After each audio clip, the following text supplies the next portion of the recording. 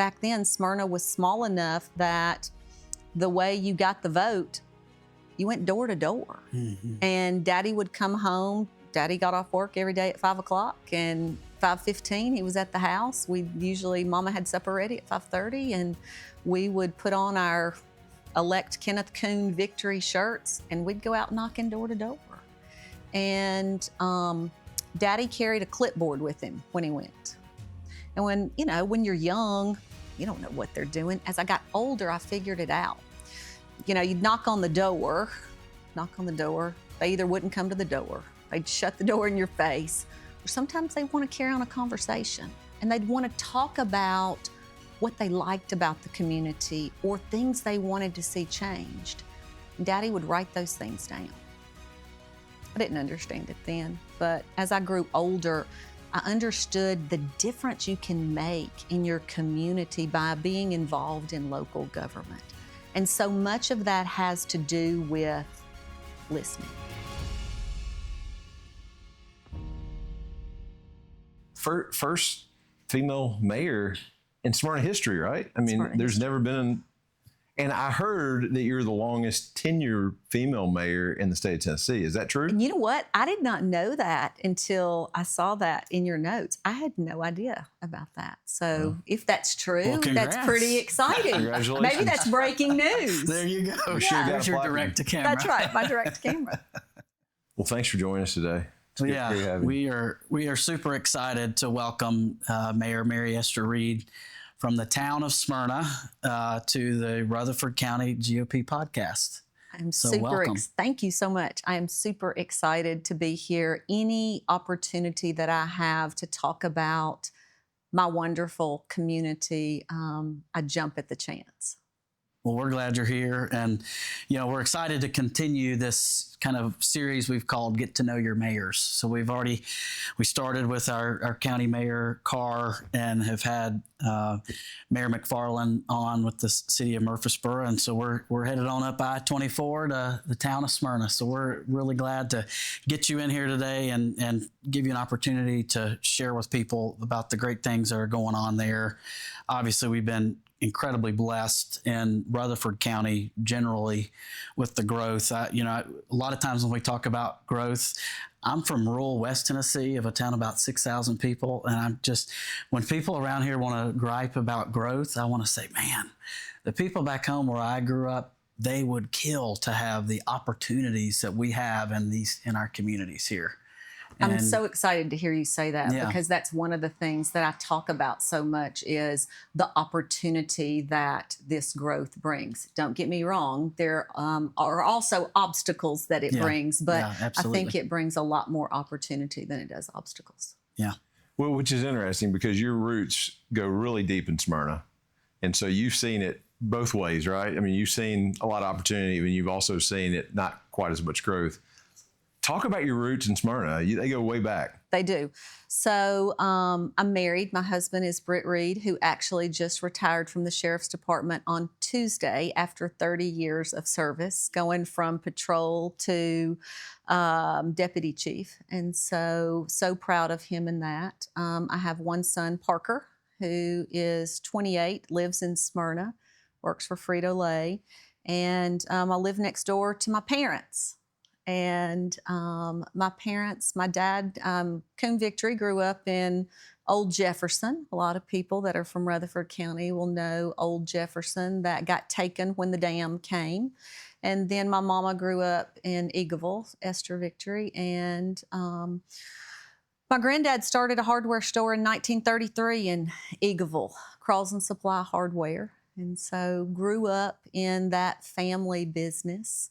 And so much of what I learned in regards to politics and life took place, the foundation that Mama and Daddy built for me, but also around that coffee table at Crawls and Supply with those individuals from the town that would come every morning to drink coffee. And, sometimes you'd get to sit in and hear their thoughts and their perspectives. And it helps to shape a person. When I was growing up, it was about 4,500 people. So you talk about where you came from in West Tennessee. imagine the growth that we've seen for those that have lived in Smyrna our whole life, from 4,500 to now over 60,000 people. It is. Building supply business is not the worst business to be in. With not that at growth, all. huh? Not at all. So you get to hear a lot of what was going on. A lot of what was going on. And, you know, it was exciting to see that growth take place. There were a lot of people that were apprehensive about that. But I always tell the story, you know, growing up with a community that was that small, you'd see people going down the road. You always knew who they were, and you probably knew where they were going because it was that small.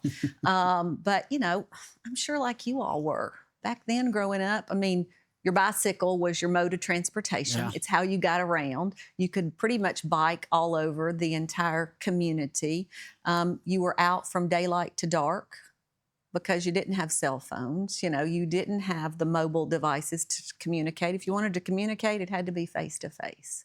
And, you know, when we got the long telephone cords that you could take into the closet from the landlines, that was a huge deal. So times were great then, but you know what? Times are great now too. Yeah. So, but in regards to foundation, my granddad, Frank Crosland, was actually mayor of Eagleville.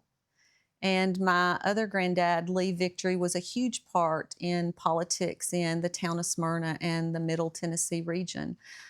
Daddy served on the town council from the time I was 4 until I was 18.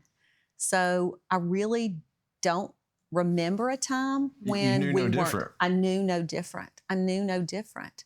And back then, Smyrna was small enough that the way you got the vote, you went door to door. Mm-hmm. And Daddy would come home. Daddy got off work every day at 5 o'clock, and 5:15 he was at the house. Mama had supper ready at 5:30, and we would put on our elect Kenneth Coon Victory shirts, and we'd go out knocking door to door.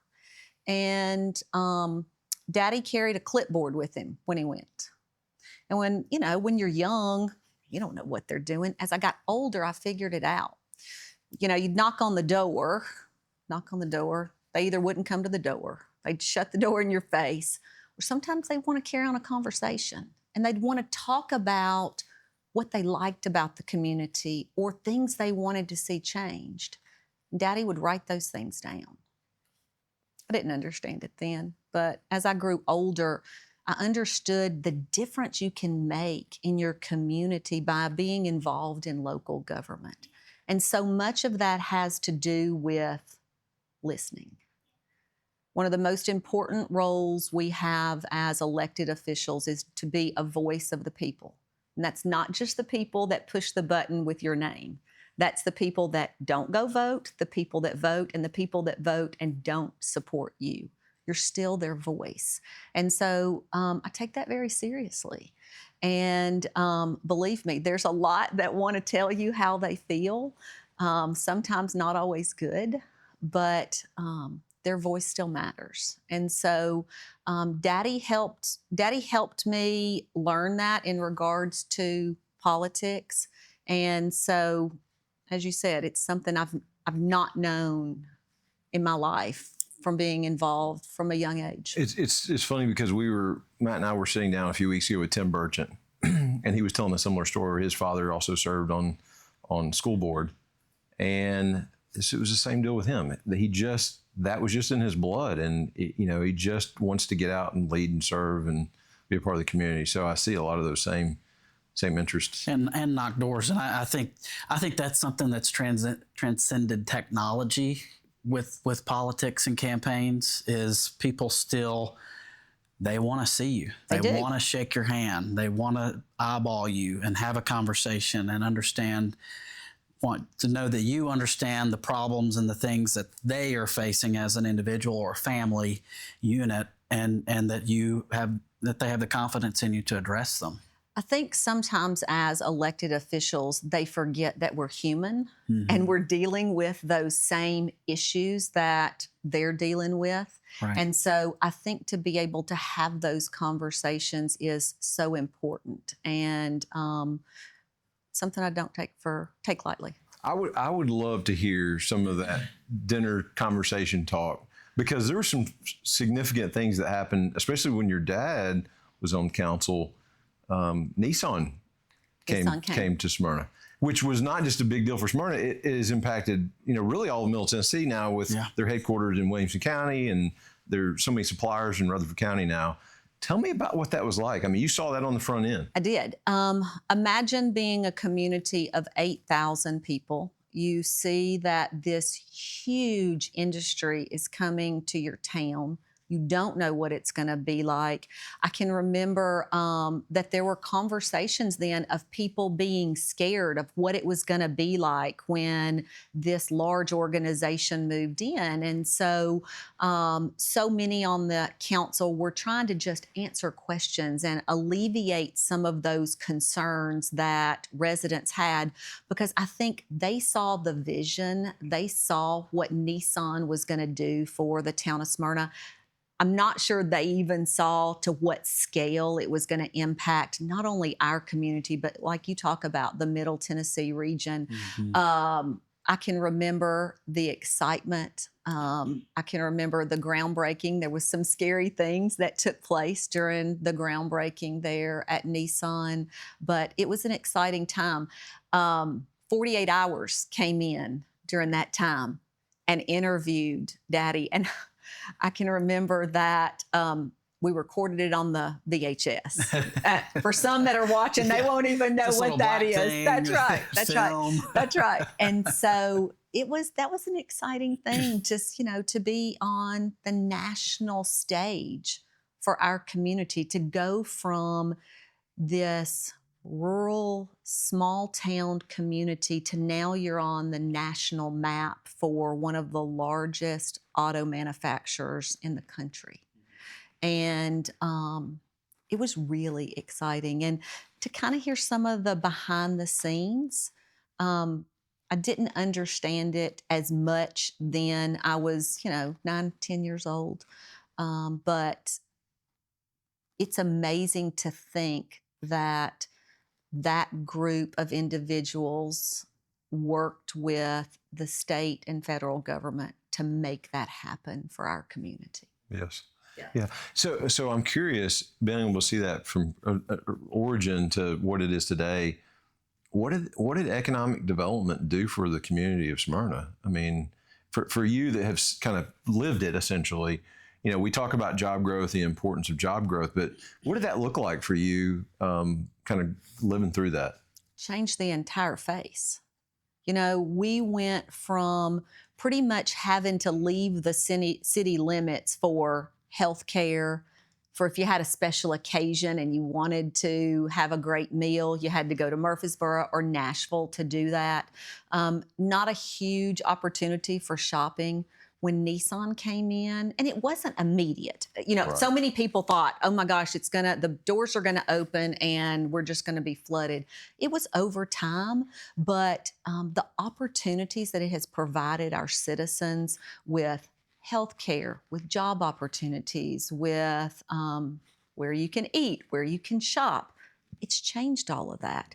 I mean, when you look for every job that Nissan employees, that the additional businesses that supply Nissan, it's about 2.8 jobs in addition to those jobs at Nissan. That's game changing. Yes. Game changing. Nurses, everything. Waitresses, everything. Everything. So I know there are some that want to go back. I get that. I remember that feeling we had in the town of Smyrna, but what Nissan and other businesses and industry have brought to the town of Smyrna gives us a better quality of life and more opportunity than what we originally had. But the foresight of those individuals that were on council and also that were business leaders behind the scenes that made that happen, there's no way we can repay them for that. So let's fast forward a little bit. So you decided, what was your impetus for running for commission? So I went to MTSU, graduated, got out, started teaching school. taught kindergarten at John Coleman and Smyrna Primary. And I always tell people that teaching kindergarten absolutely prepared me to be in politics. Everything you need to know, you learn from 5-year-olds. And so wanted to get more involved in the community. Remember, Mama was a teacher. Daddy worked at the hardware store. They coached my ball teams. Mama was the brownie leader, all of those things. So I knew I wanted to be involved, but I wasn't exactly sure how yet. So a spot opened on the Parks Advisory Board. And I joined the Parks Advisory Board in And early 2000. you had a little experience with parks. I had a little experience with parks. You want to touch on that just a little bit? Sure. So Daddy was Commissioner of Parks and Recreation, because back then it was each commissioner was over a different department, and Daddy was over Parks and Recreation. And so parks were a huge importance to Daddy. Daddy grew up playing sports, and Daddy got a scholarship to MTSU and would not have been able to go to MTSU without a scholarship. So sports have always been important. And they were important. Carlson Supply sponsored many a ball team. We all remember the names of the businesses were across the backs. And Mom and Daddy were always giving back. And so I wanted to get involved and got on the Parks and Recreation because that was such a huge part of Daddy's life and Mama's life and my granddad's life. And it was called the Smyrna Recreation Park. It was later renamed for my granddad, Lee Victory. But Daddy was Commissioner of Parks and Recreation when that park was built. I can remember Daddy and Granddaddy traveling the state, looking at different parks and what do they want our park to look like in the town of Smyrna. There are trees when you first walk into the park, and I can remember a distinct conversation that Daddy and Granddaddy had, and it was, between games, teams will need places to get in out of the sun, and this is a great spot for those trees to be. So, it was those fine details in making a park. So what a perfect segue for me to get involved on the park board. Got involved there and loved it. I really enjoyed it. And a spot opened on the town council. And I had some people ask me if I wanted to get involved. And I said, absolutely. I knew what it was like from Daddy running. It's totally different when you're the candidate. I will tell you, in most elections, it's easier on the candidate than it is on the family. The family takes things a little bit harder sometimes, the things you have to go through. But one thing I tell any person that asks me about running for political office, you have to have the support of your family, 100%, because you have to be all in. And so ran for council in 2003 and was successful, and initially had no clue what I was doing. But so many things, I think, I know in my life and probably a lot of people's lives, you don't know what you don't know. Sure. Yeah. And so you look back and you think, oh man, I really didn't have a clue. But I had a great group of people around me, and it was an exciting time back then. So it's hard to believe it's been 22 years. Wow. It goes by so fast, and the changes that we've seen in Smyrna have been great. So then in 2009, you became vice mayor, correct? Became vice mayor, correct. And Tony Dover was mayor. okay. And I was honored to serve in that capacity. And then in 2013, Tony had to step down as mayor. And the way the charter read was that the vice mayor would then step in. And then we kind of had a little bit of this conversation. And I tell this story, especially when I go talk to kids in schools, because as a former teacher, I love getting back in the classroom. I love it. And so one of the things I talk about is don't let your fears keep you from doing things. So Tony calls to tell me that he's going to have to step down, and I'm petrified, because even though I had run a few meetings, I had never been totally responsible for every meeting, every month, and I was terrified of not knowing everything about Robert's Rules of Order. And I swear to you, I almost said no because of being worried about Robert's Rules of Order. And so I tell that story because I want people to know we all have fears, but don't let that hold you back. And so I didn't. And the one thing I've learned now is Jeff Peach is our town attorney, and Jeff does a phenomenal job. And during the meeting, if I don't know or I'm not sure exactly how I'm like, Jeff, what do I need to do? You're the lawyer. That's right. That's what you're getting the big bucks for. So stepped into the role of mayor in 2013, and a huge difference. Even though serving for that long on the council, it's just a different seat. The expectations are so different when you become mayor than when you're on council. Even though your role and your authority is no greater, people just have a different expectation. Yeah, they look at you different. They do. And I think what they expect of you is different. And I hope as my role as mayor that I make people proud, and being their voice, but also being Smyrna's biggest cheerleader is what my role is. And I hope I'm doing that, and what the citizens of the town of Smyrna feel that I'm doing that well. I love that. And I love the part of your story that really resonates with me, because my hero is really my granddad. He passed away last April, but he was kind of that guy in my community. He was on the planning commission, head of Rotary Club, and all of these civic organizations. Like, everybody in my town knew E.W. McKinney because he was very active politically, and really that's where I get kind of my love for community. And the more I've gotten involved in politics, really to his credit, and real estate, he owned a real estate and auction company. I've realized, because, when you're in college and maybe fresh out of college and you're involved in college Republicans, young Republicans, you want to be involved in the U.S. Senate campaigns and the presidential campaigns, which are important and they're great. But I think the more I have been involved in politics and even been able to serve in the governor's office, the more I have realized the people that sit in your seat, they matter more almost than who's sitting in the White House and other places. When I go to speak to kids or to civic organizations, I say, don't get me wrong, the federal, state, and even the county government is so important. But on your day-to-day life, it is local government that makes the biggest difference. I mean, when that neighbor's grass is way high, you're not calling the president. You know what I mean? You're probably calling me to tell me, or that dog is barking, or the street sign is down, or there's not a light that's working. I mean, so it is, there is something going on in somebody's life that is the most important thing for them right then that they need help with.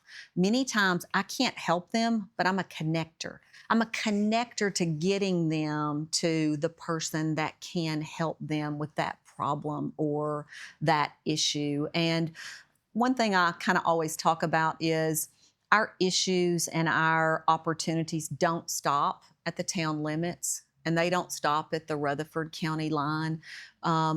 We are dealing with things on a regional basis. And I will tell you that Shane McFarland in Murfreesboro, Joe Carr with the county, Jason Cole in Laverne, Chad Lehman in Eagleville, we really enjoy working together. We don't always get along and we don't always agree, but we enjoy working together. We enjoy trying to solve problems, and I think we all work pretty well together. That also happens on a regional level through the Mayor's Caucus and GNRC. So lots of good things I feel like that we've got going for us here as a group in Rutherford County.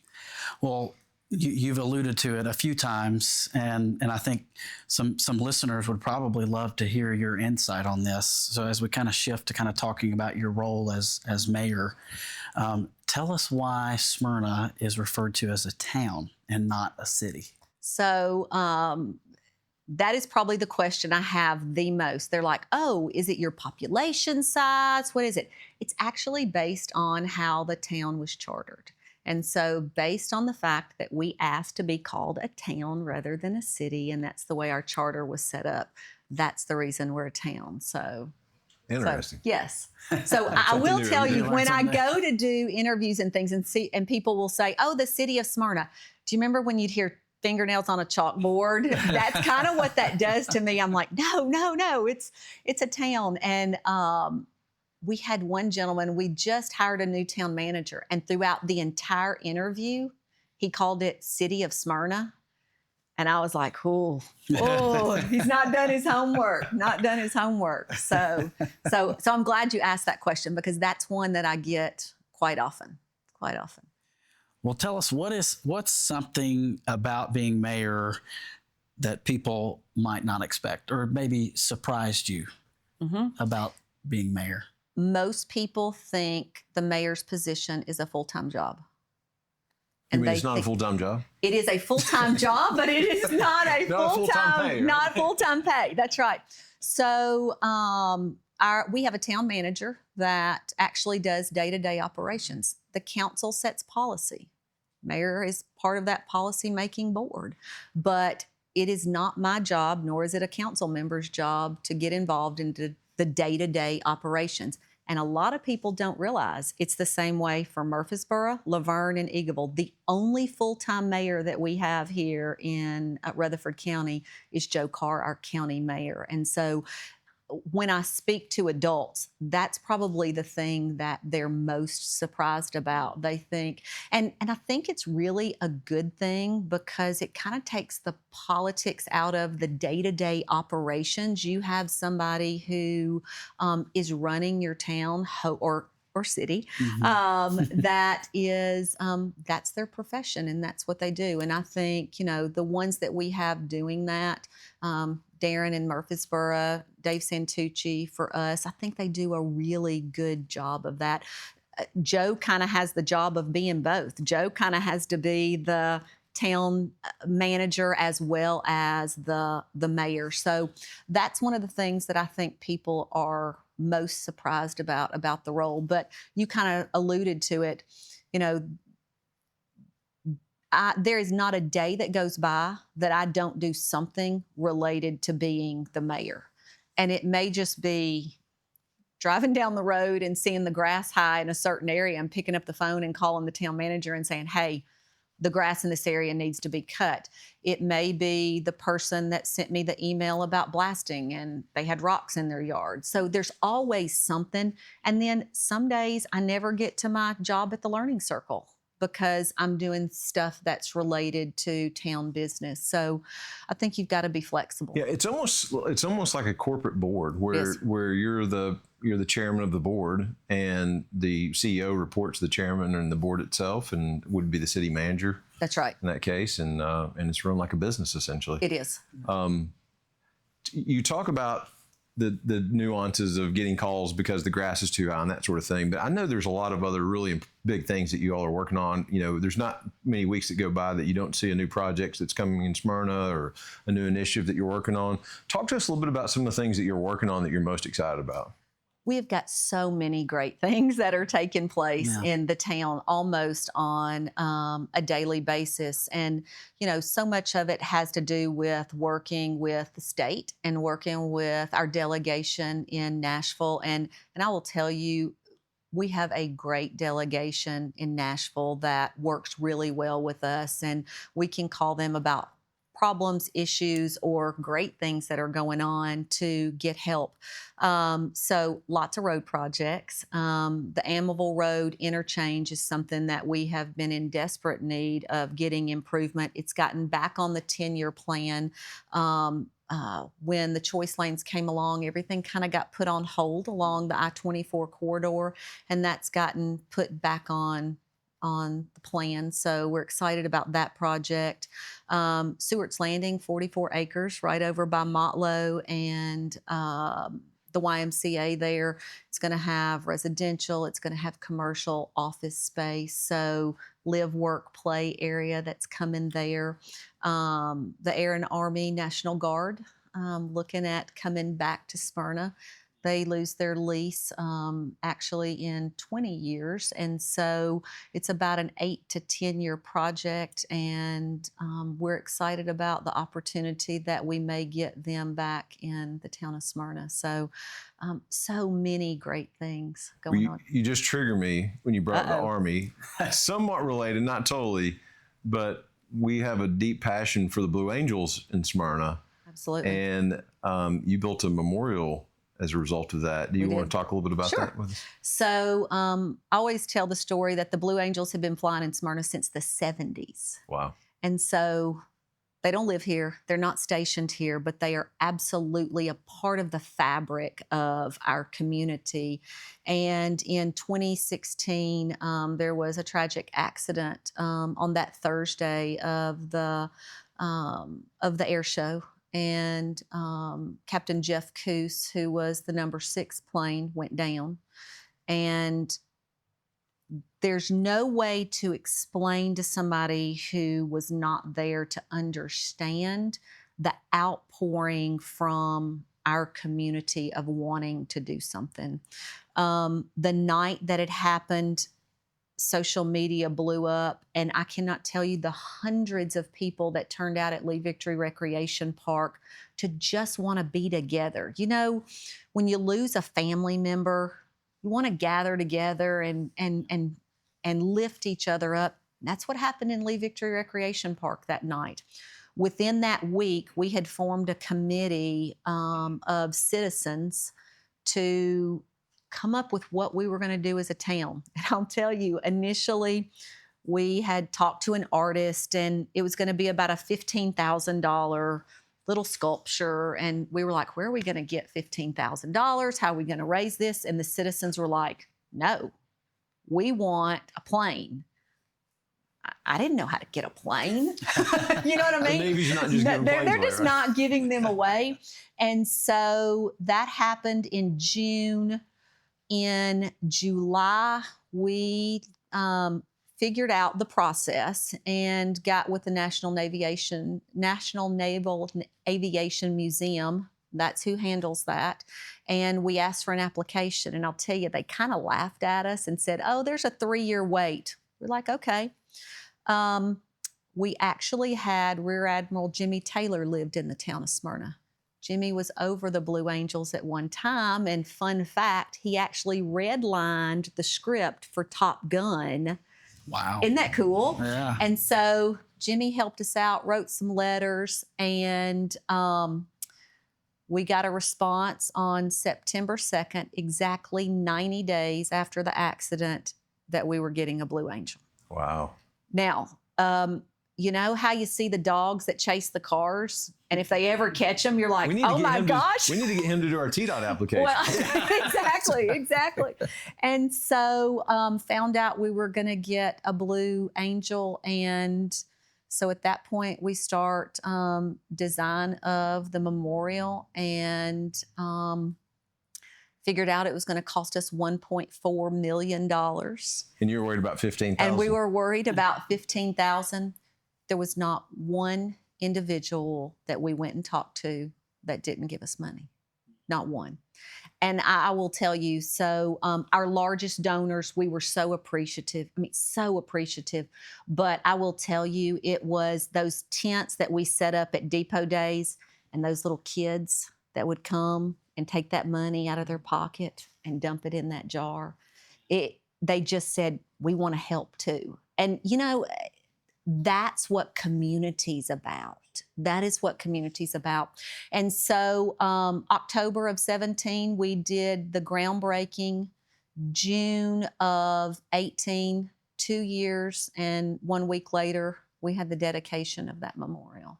And throughout that process, we talked to Janet and Michael, who are the parents of Jeff, and we talked to Christina, his wife, and they had 2 young children at the time. We wanted their blessing. We wanted them to know. And we formed a real relationship with them. My birthday was yesterday, and my first text was from Janet from Durango, Colorado, wishing me happy birthday. And Um, Over the years, we've talked, and she says, we feel like Smyrna's our second home. And initially, that's not how they felt about the town of Smyrna. And they couldn't figure out why would Smyrna want to do something for Jeff and for the Blue Angels. And, our foundation in the town of Smyrna is so military based with Seward Air Force Base. And so I just think it's in our DNA, it's in our fabric. And it is amazing to go up to the memorial and to see veterans coming in and the pride they feel in what we as a community have done. And I've got a group coming up in the next week or two that I get to speak to, and we wanted it to be a living memorial. And so we had a principal that actually built curriculum around the memorial so teachers can teach that curriculum about the military, about the town of Smyrna, about Seward Air Force Base, about the Blue Angels and Jeff Kuss prior to coming to actual see the memorial. And so it's something I'm really, really proud of that we did. That's a really cool story. Yeah. Yeah. So lots that takes place. And just so you know, the plane is on permanent loan. They have to check the plane every so often to make sure that we're upkeeping the plane. We've had to paint it one time, a little bit over 50,000. Was it an actual Blue Angels plane? It was one of the planes that was flying that day. Oh, wow. It was. And so the day of the dedication, a lot of the ones that flew on the team came back. And it was interesting to listen to them talk about flying that plane at different times and having them back. We've really formed a bond with the Blue Angels. When they were here this last time for the air show, there's one that we've kept in contact with, and we had dinner that night. And he said before the dedication, some of them called him and said, "Man, is this town on the up and up? What is it they're trying to gain from us, And he's like, "Yeah, what's the catch?" That's exactly what they said. "What's the catch?" He said, "You need to go." He said, "You need to go. You need to see how this community feels about us." And I'd never heard that story until now. And so every time that they come in for a show, there's time when they call it the box, that it's, that the no-fly zone, and the Blues will take time to go up to the memorial to see the memorial. So it's pretty special to see that. Very cool. Yeah. All right. So 2013, you start. We're in 23. What does the next 5 or 10 years look like? Are you gonna? I'm assuming you're gonna run for mayor again. I'm absolutely running for mayor for the town of Smyrna. Yes, I'm absolutely running for that position. And what do I hope? I hope that we can continue to keep our community feel. That's what makes us so special in the town of Smyrna. It's about neighbor helping neighbor. But I also want to make sure we continue to provide our citizens opportunities. And I think growth brings that. Brings it for individuals. It brings it for business. We're very blessed here in Middle Tennessee, and especially here in Rutherford County. Don't get me wrong. We absolutely have things that we need to work on. But we have a lot of things going right for us. And I hope to continue to build on a foundation. There were a lot of people before me that sat up on the council that put us in a really great situation. And I hope that when somebody comes after me, they'll continue to say that about me and about my council, that we've left them in a really great position. Well, the Blue Angel story is such a cool story that shows exactly what you're talking about, where we're not a town of 4,500 people anymore. We have substantially more than that, but we haven't lost that ability to welcome people from the outside into the community and welcome them as our own. Maybe they only spend a week or two here occasionally, but they become one of us. And you, I think you've done a great job of doing that. And so I applaud you for what you've done. Thank you. For residents who want to get more involved in the town politics or just the community in general, what advice would you give them as like, this is the first thing you should do? One, do it. Get involved. Absolutely get involved, whether that's through a nonprofit, your church, or local government. You know, we have boards and committees that we put people on every March, and that list is on our town website. And you can get on there and look and see, one, how often do they meet? You can see exactly what the board talks about, but that is the best way to get involved and see what's going on. The other thing, just watch. You have access to so much social media now. You can see every meeting that we have, whether it's our council meeting or our workshop. Learn what's going on. Don't always count on that person that's posting on social media that it's accurate information. Learn that information on your own. But we welcome people getting involved, and not only getting involved, let us know how you feel about things. There's times that I've changed my mind because somebody's come to speak before the town council, or they've sent me an email or a text or a Facebook message that I didn't think about it from that person's perspective. And so my mind is not always set and made up. There are things that can change that. And I think any elected official would tell you that. So many times we think the community at large is good with something only because we hear nothing. Yeah. You know, and then a lot of times after the fact, you'll hear, well, we didn't know anything about that. So do your research, get involved. It's hard to represent a group of people if you never hear from them and know how they feel about something. That's right. So That's exactly along those lines, how can people follow you, keep in touch, and follow along with your reelection campaign? So I'm pretty active on social media. I'm pretty much an open book. I always try to be engaging in the community and involved, whether it's speaking at civic organizations or going to speak at a school or just being at Walmart. Also, my husband and I, our Friday night date nights are high school football. We split up between Stewart's Creek and Smyrna, whoever's home. And tonight they're both home, but we've not been to Smyrna because this is their first home game. So we're going to be at the Smyrna game tonight. So, and I hope what people see is that as elected officials, we're approachable. We want to hear how you feel about the community. So many times Britt and I are having dinner and somebody's coming up to talk about, and I like that. To me, that's what community is about. So as we wrap it up here, in kind of closing thought, assuming you spend another 10 plus years as mayor, what do you see your legacy as the mayor of Smyrna, the town of Smyrna, being? I hope my legacy is one that I've left Smyrna a better place than when I started in 2003.